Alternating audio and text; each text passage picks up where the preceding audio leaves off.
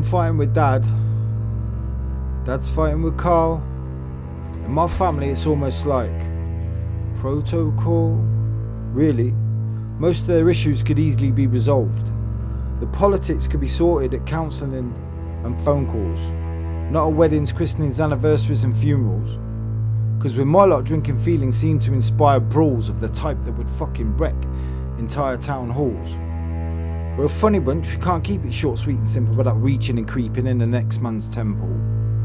Pissing them off to the point where we push up the pressure levels just to agitate, nitpick and start the same quarrels. And just because we all don't share the same morals, I'm not going to be the one to sit back and rest on my laurels. What's the point in living in the past, man? Fitting in, clicking in or being cast out, man. As long as you live your life and you keep the peace and don't blame all your crap and death and grief, you might actually achieve the wishes of the deceased and let them poor old souls rest in peace.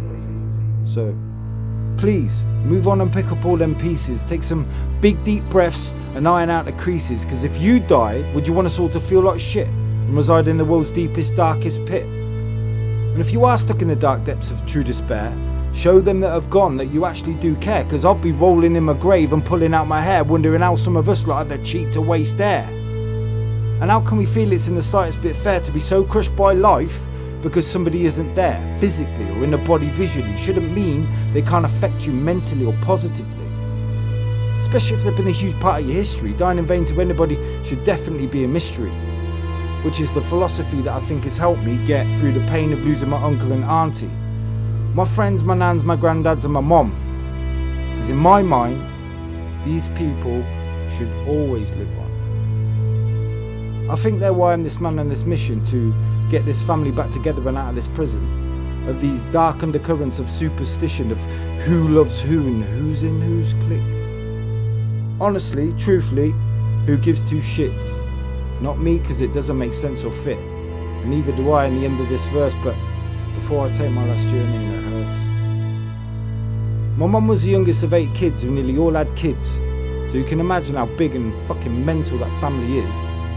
I'm not just about to back it, sack it and chuck in the towel. I'm more likely to back it and chuck you an actual trowel. So you could dig a hole and bury this actual foul attitude and show some actual gratitude and the fact that you still got time on this earth to heal feuds. Maybe your future grandsons and nephews will at least have the chance to talk, link and fuse. Who's got good energy with them and who's not. And you might still think that this is a weak plot, but it's not. Plot sticking.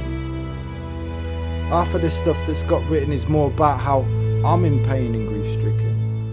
And I miss my mum and I wish she wasn't gone, but it doesn't mean I don't know life goes on. And it will never mean I don't love you all. I just want it to be right.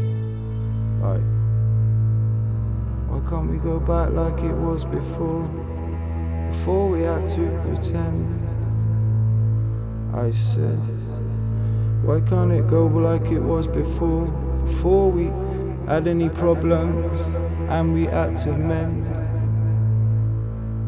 Why can't we go back like it was before we had any problems and go back to mend?